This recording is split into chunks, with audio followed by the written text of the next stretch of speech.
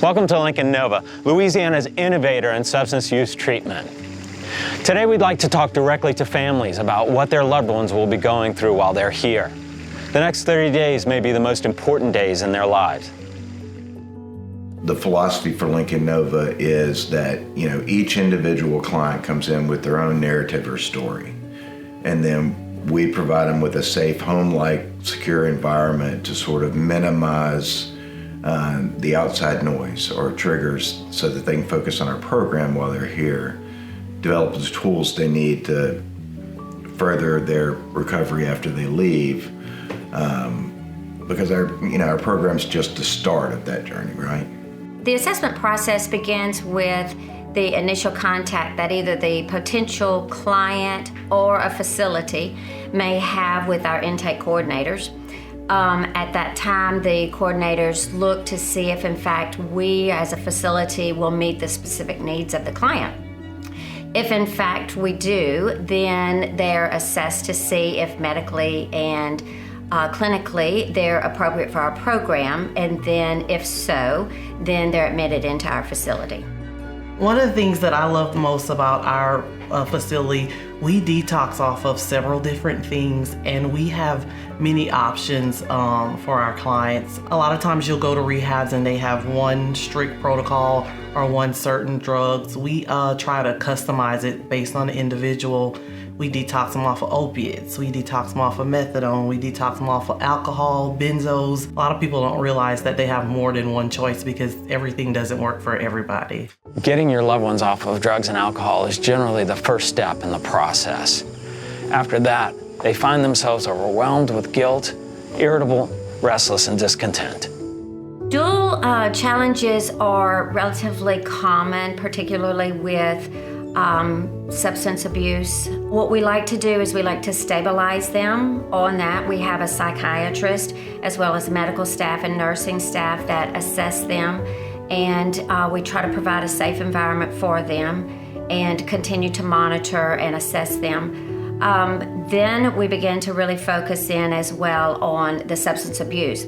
But we really need them to be in their right frame of mind, and in that way, we first want to address the underlying mental health issues. Just make them feel comfortable. That's the only way they're going to be able to adjust in the program. If they're uneasy or not comfortable, it's not going to work. You got to make them feel like they're at home. Just create a good atmosphere for them. Just creating a friendly atmosphere where they can come talk to you or talk to anyone else, or if they need something that's above you, just make sure that you get their needs tended to. If there's anything basically for it, properly taking care of someone is what I have been trained to do for over 40 some years. The private rooms are amazing. It's, to be able to go into a room that's yours, that has a full-size bed in it, is something that I've not seen in any other rehab.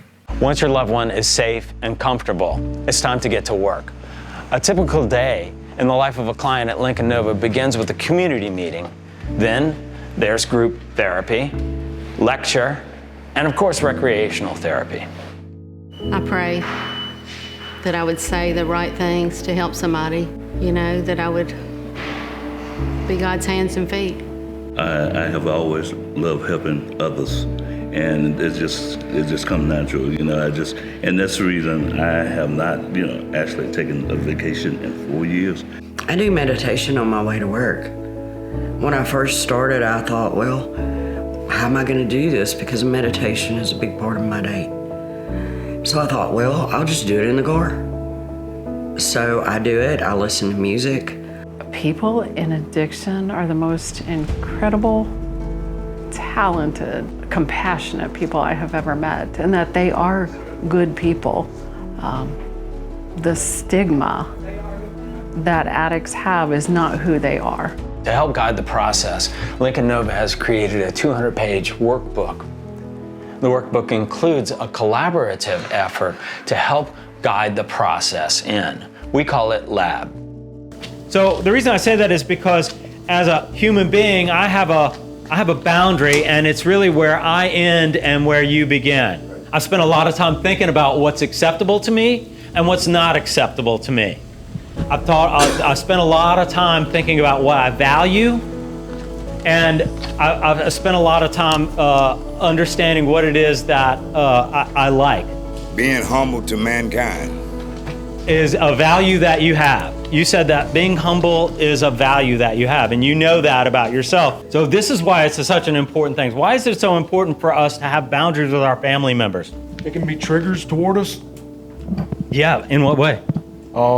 Just enabling. You know, we could have a parent or somebody that enables us. Right, very good. If they're not addicts, they will never understand what it feels like to be in your body, to struggle with what you're struggling with, and to understand what a craving is, to understand triggering, to understand how your relationships with them can cause problems rather than reduce their problems. They're not going to understand that. So if your number one thing is, I want them to understand addiction the way that you understand addiction, Mr. Morgan, and you need to tell them what addiction is to get them off my back, then I'm letting you know that if they're not an addict, they will never be able to completely understand what you feel like. Our program is just the beginning of their recovery. I meet with the clients and get to know a little bit about them and try to find them a sober living house or extended treatment that fits them and will help them thrive in their recovery. The majority of our staff has been affected with addiction, either through family members or their own experiences themselves.